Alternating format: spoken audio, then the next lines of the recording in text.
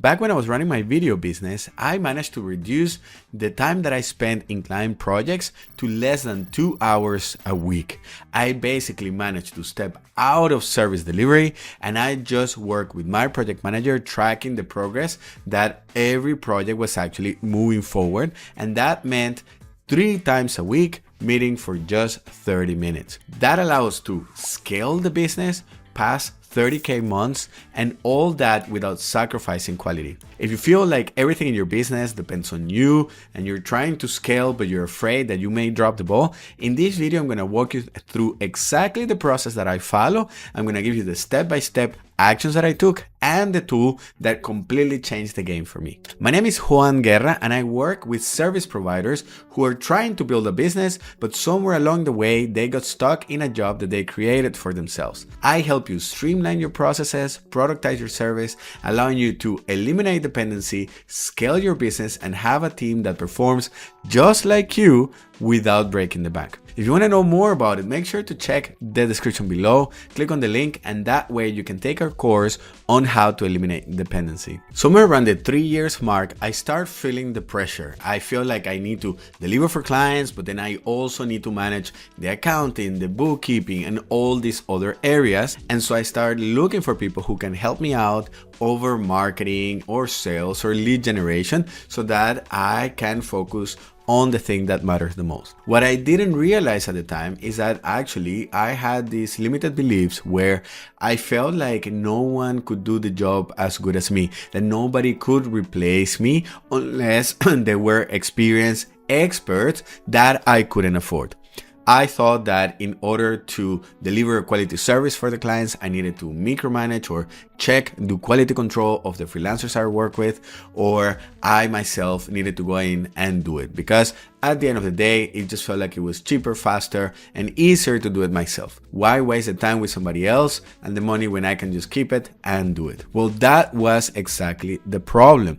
What had happened was that the reason why I was overwhelmed was actually because everything depended on me. I was the bottleneck. The business could only grow as much as I could handle. Once I realized, I started looking into ways to eliminate dependency, and the core areas where dependency was the biggest was actually in client fulfillment. How did I actually manage to transition out of delivery? Well, step number 1 was getting extremely clear and specializing on one problem. When I started the business, I was with a group of friends and we look into our skills and where we see some opportunity. And so we go out there looking for people to pay us in order to do this thing that we liked doing. The problem with that is that even though we may niche down into an industry, we continue to solve a different problem for each customer. And in the beginning, it feels super exciting, it's intellectually stimulating, you're constantly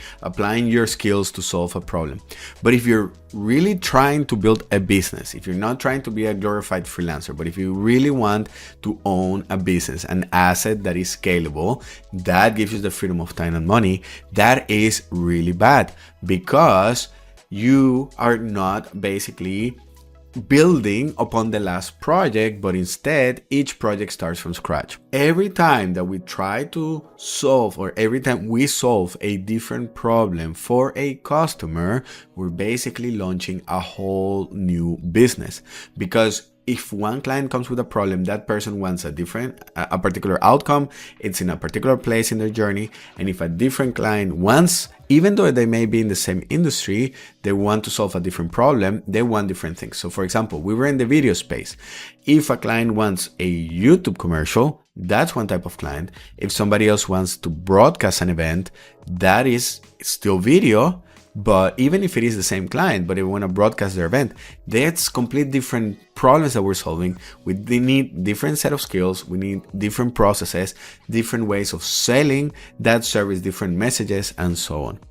And so once I understood that, it was time for us to start narrowing down and actually specialize. I realize as I look out there, more and more people in the service space, they're trying to be this one-stop shop for all your video needs, all your branding needs, all your design needs, your UI UX, all your digital marketing needs. And what happens is that when you do that, you actually commoditize yourself because the client doesn't know what is the thing that you excel at. Quality clients are not looking for you to experiment with their money. They're looking for the expert that is actually going to guide them and deliver the results they want. This is a little bit like, let's imagine you have a restaurant. Well, you have a restaurant that is the pizza, pasta, sushi, burger, Asian food. Well, when do you go there? What do you go for? Originally, you may feel like if I offer different types of food, then people can come back and eat because we have a lot of options for them.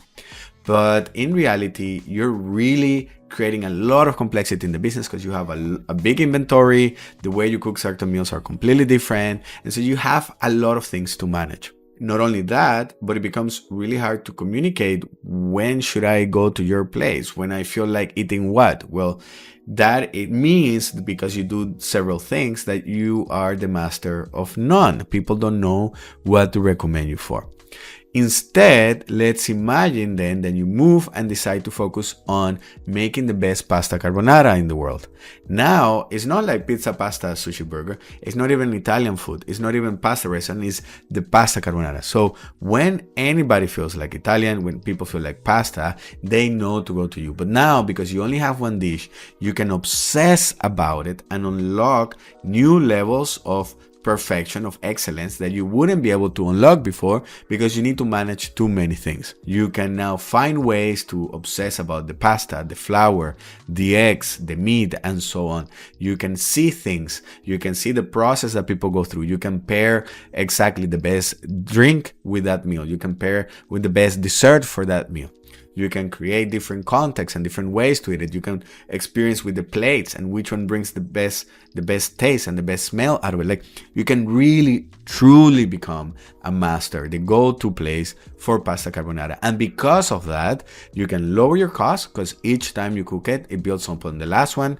And because you have clear word of mouth, people, it's easy for them to recommend you. It tells them a story about this place that is in the pursuit of excellence. And so they want to be part of that story.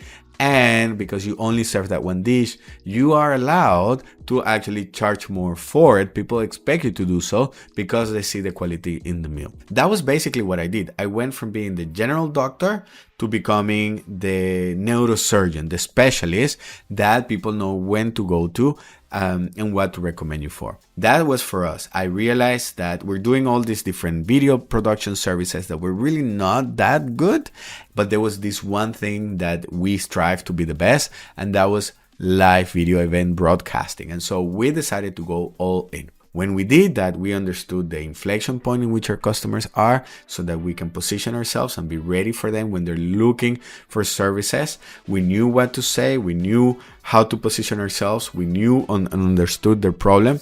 And so basically my sales time went from like 8 months and talking to people about like, why do we need that?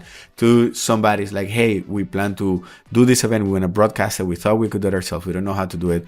And the event is happening in 3 weeks. And so I completely shortened the sales time and people come to us basically ready to buy. There was no need to convince them or educating them. And so that was the difference of selling everything to everybody and trying to be a one-stop shop to going all the way down and seeing, okay, where is our competitive advantage? What is that one problem that my ideal customer needs solving and is aligned with my competitive advantage? Once we did that, we start growing, but also our workload and complexity starts to go down. And now, because I know exactly what I need to do for each customer, I don't need to stress, decision fatigue goes away, I know who I need in my team. And now that allowed me to move on to the next step, which was processes. Now I can actually systemize my delivery. And so I tried looking into Notion and Trello. I look into Slack and email and all these different ways to manage projects. And the challenge with services is that you have many different roles, different stakeholders that have different points in the project, and so they need to see different things. Like you have the client, you have the freelancer, you have the employee, the full-time, the part-time, And so you have people who need to see different things, don't need to see everything. And when it comes to Trello, I needed to create a board for each project, and then I don't have the full overview over all the projects that I have, but I need to go individually into one. And so I cannot just have everything in one board, because then clients can see that. And it just became super overwhelming. I'm constantly exhausted because in my mind, I'm trying not to forget something. I don't want to drop the ball. And I start wondering, okay, there has to be a better way. And that's when I found a tool called Basecamp. And this is Basecamp 4, like Basecamp 2, a couple generations ago. Now there's Basecamp 4. And it did not look like how it is now, but Basecamp had a couple of things. And that was that it allowed me to create a project template. And when I had a project template, that forced me to start streamlining things. Next thing you know, we evolve into Basecamp 2. Now we have chat. Now we can bring the team, we can bring clients, we can bring freelancers, and everybody starts to collaborate. And that was the key thing here. So you need to find a tool that allows you to bring project tracking, project collaboration, and project communication, everything in one place. So not only that, where you manage projects, but also where your team works. And so everybody's hanging out there. Once I implemented this, now I could connect my video editor with my customer and remove myself. So I still have the overview over the communication, but now it's between them. And so the feedback that my editor gets is exactly what they need. I'm not filtering this, and the client gets to see the work faster. They get to see a faster response because now they don't need to wait for me to pass it along to respond. And because we started working on Basecamp, it doesn't matter, like whoever sees the project and sees the message first, they can answer. So now clients are getting responses within minutes. The quality of the experience goes up. Each project is building upon the last one, and I don't need to be part of every single project anymore.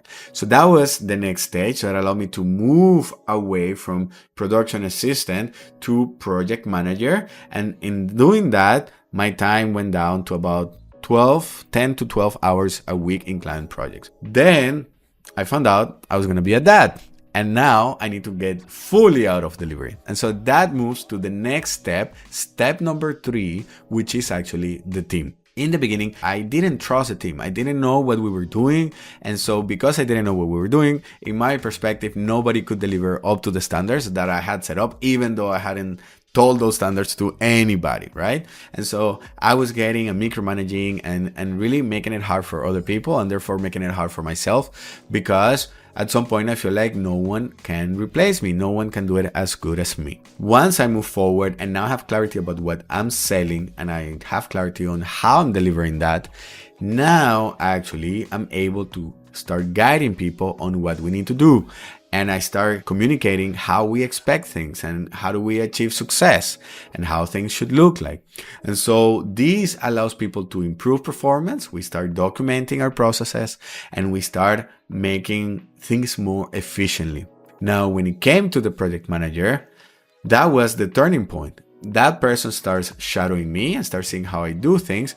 But because of that, I need to now start basically go from how do I do this to how can I turn this into a system that allows somebody else to do it and get the same results as me.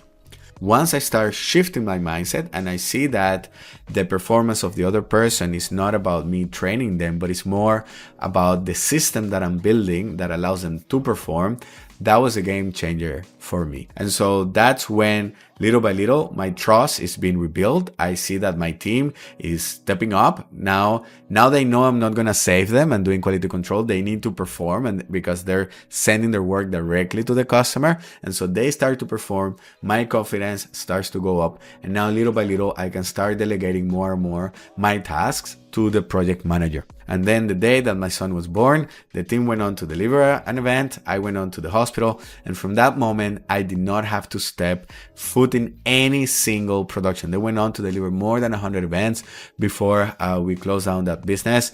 And I did not have to be part of any of them. That's how I managed to bring down my time to just 2 hours a week involving client projects. And that was basically just managing my project manager, just making sure that everything was going along. And that was the beauty of documenting all the processes. But it all starts with eliminating complexity and really narrowing down from a niche, an idea of who you want to serve, to really being realistic about what you're good and focusing on one problem for one ideal customer that is looking for one outcome. That's how we managed to develop our productized signature offer that allows us to basically scale. If this sounds interesting, this whole process is what we help our customers with, where we help you streamline your processes to develop your productized signature offer. And then we go in and install all these tools within your business so that you can start replacing yourself and scale within 12 weeks. This works really good if you already have some freelancers that you're working with and you feel you're somewhere between the 8 and 12K a month. That's the ideal place. Thank you so much for making it this far. My name is Juan Guerra, and I just want you to think that in order to scale your business, if everything depends on you, if you cannot go on vacation because your income takes a hit and you really envision yourself building a business, leading a team, you need to find a way to step out of delivery. And the easiest way, or that whole path, starts with eliminating complexity. The self-employed person is the system. The business owner owns the system.